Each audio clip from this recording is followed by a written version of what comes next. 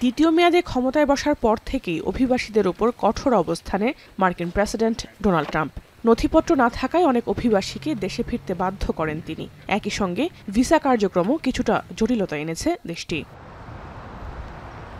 এবার আন্তর্জাতিক শিক্ষার্থীদের উপর চড়াও হয়েছে ট্রাম্প প্রশাসন। যুক্তরাষ্ট্রের বিভিন্ন বিশ্ববিদ্যালয়ের ৬,০০০-এর বেশি বিদেশি শিক্ষার্থীর ভিসা বাতিল করেছে দেশটি, যাদের মধ্যে পিএইচডি শিক্ষার্থীও রয়েছে। সোমবার মার্কিন পররাষ্ট্র মন্ত্রণালয় এই ঘোষণা দেয়। ভিসা বাতিলের কারণ হিসেবে বলা হয়েছে, মার্কিন আইন লঙ্ঘন ও ভিসার মেয়াদ শেষ হওয়ার পরও অতিরিক্ত সময় যুক্তরাষ্ট্রে অবস্থানের অভিযোগে তাদের ভিসা বাতিল করা হয়েছে।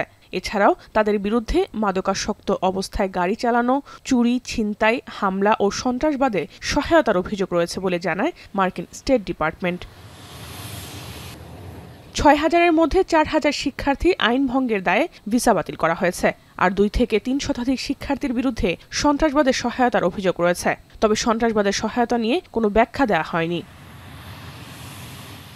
ফক্স নিউজে দেওয়া তথ্য মতে, গাজা যুদ্ধে ফিলিস্তিনপন্থী বিক্ষোভ করায় অনেক শিক্ষার্থীর ভিসা বাতিল করা হয়েছে। তাদের বিরুদ্ধে ইহুদিবাদ বিরোধী মনোভাব রয়েছে বলে ধারণা ট্রাম্প প্রশাসনের। ইসরায়েল বিরোধী বিক্ষোভ করায় শুধু শিক্ষার্থী নয়, এমনকি গ্রিন কার্ডধারীদেরও ভিসা বাতিল করে দেশে পাঠিয়ে দেওয়ার কথা বলে ওয়াশিংটন। এর আগে চলতি বছরই ট্রাম্প প্রশাসন আন্তর্জাতিক শিক্ষার্থীদের ভিসা সাক্ষাৎকারের সময়সূচি স্থগিত করেছিল।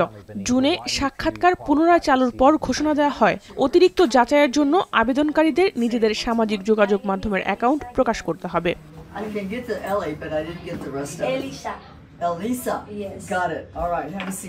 চলতি বছরের মে মাসে মার্কিন কংগ্রেসে বক্তব্য দিতে গিয়ে পররাষ্ট্রমন্ত্রী মার্কো রুবিও বলেন, জানুয়ারি থেকে কয়েক হাজার শিক্ষার্থীর ভিসা বাতিল করা হয়েছে, তবে সবশেষ সংখ্যা সম্পর্কে ধারণা নেই। সামনের দিনেও শিক্ষার্থীদের ভিসা বাতিলের কার্যক্রম অব্যাহত থাকবে বলেও হুঁশিয়ারি দেন তিনি। জাহানারা ভুঁইয়া, এখন বিশ্ব। ন্যাচারাল ব্যাকটেরিয়ালাইসিসের সুরক্ষায় ফ্রেশ ও অ্যাক্টিভ সব সময়। এখন ধুলাবালি জীবাণু ঘাম ক্লিন বোল্ড রিমার্ক